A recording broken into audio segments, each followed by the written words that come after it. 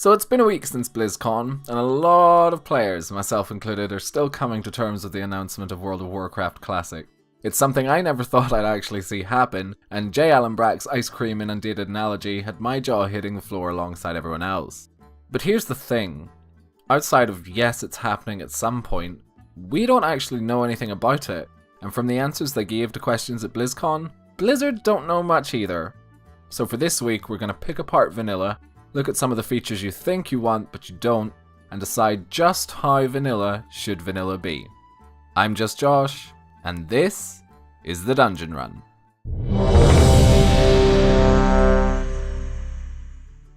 For many people, World of Warcraft is the start of a love affair with MMOs and gaming in general.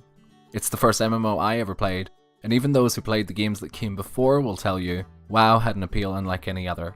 Blizzard themselves have said that at launch the title was so popular they had to stop physical sales of the game for a while to allow themselves to get more servers up and running, just so they could handle the influx of players. It captured an audience of millions and penetrated the mainstream in a way no game had done before. It even made it onto the evening news on more than one occasion. This is the primary reason why classic servers are so important. A game that broke records, set new ones, and changed the landscape of gaming so drastically deserves to be preserved in its original state. However, it wasn't all plain sailing from the get-go. When WoW launched, it was rife with bugs and exploits, server instability, and massive queues just to get into the game world. And hopefully with the launch of these new classic servers, that is something that we won't see this time round. So what can we expect from classic servers? Well, you'll get your 1 to 60 experience like it used to be, old world content from before the Cataclysm will return, and there'll be quite a lot of changes compared to the live game. And not all of them I'm looking forward to having back. One thing that's happened pretty consistently in the 13 years since the game launched is the game overall has got better. That's why people still play it today. And although there is still an awful lot of people who love that classic vanilla experience, I do think some people look on it with the rose-tinted goggles of nostalgia. So let's talk about some of the features on live servers that definitely won't be making it into the classic servers. Say goodbye to the ability to change your hair whenever you want. The barbershop wasn't added until Wrath of the Lich King. Guild banks? Not a thing until the Burning Crusade. And although on live servers, auction houses are linked not only between cities, but across factions, it wasn't until patch 1.9 that they even became linked between cities.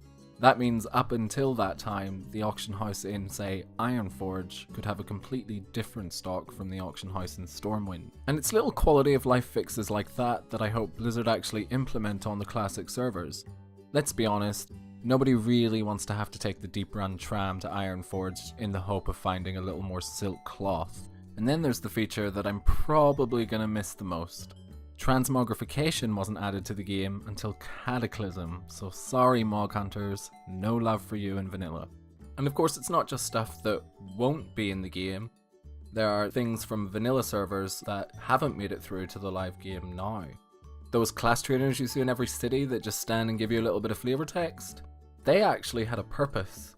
Back in vanilla, your skills just weren't automatically added onto your bar whenever you leveled up. You had to go and purchase your skills every 2 levels.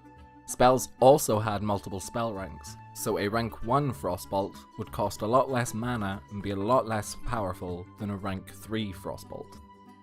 You also couldn't just change your specialization whenever you felt like it. Choosing to respec your character had a gold cost connected to it, and gold was a lot less prevalent in vanilla. Just ask anyone who had to farm elementals in the Badlands for their epic mount.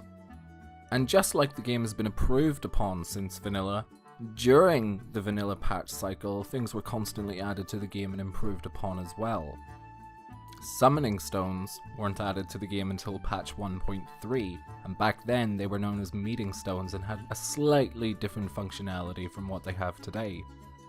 The PvP honor system wasn't added until patch 1.4, and battlegrounds weren't added until 1.5. As mentioned before, the linked auction houses were added to the game in 1.9, and weather effects weren't part of the game until patch 1.10. This doesn't include the amount of dungeons and raids that were added during the patch cycle as well. And although today you'll still get people arguing every single patch that one class is OP and one class is useless, back in vanilla this actually was the case a lot of the time. During the patch cycle for vanilla, virtually every class got a complete redesign to their talent systems. So all this raises the question of what patch do we go with to get the definitive vanilla experience? Blizzard could just release the game with the last patch that was implemented before Burning Crusade and just have all content unlocked from the get-go.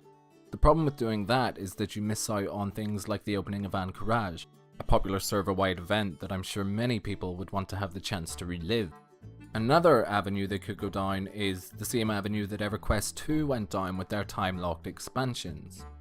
With these, every few months, players had an in-game vote about whether to move on to the next expansion or stay with the current one. This allowed the community to control at what speed content was released. There's also the question of will classic servers be implemented alongside the current live servers. Both the client and server architecture from vanilla is very different to the systems in place on the live servers today. Today's servers are capable of holding a lot more players than they could in the past, so it needs to be decided, will there be a cap on servers to emulate that smaller scale community that we had in vanilla, or whether to allow the maximum players to experience it on one server as possible. And this is an important decision to make. An awful lot of people who talk about vanilla often talk about the feeling of community that the game had. Smaller servers definitely allow for that small scale community feel, where people know each other and know of other people. However, with no looking for group tool and no pre-made group finder, it's possible that having the maximum amount of players on a server will allow for groups to form easier and not have you standing about waiting ages just to form a group for a dungeon. Just ask anyone who tried to form a group for Blackrock Depths. And what about add-ons?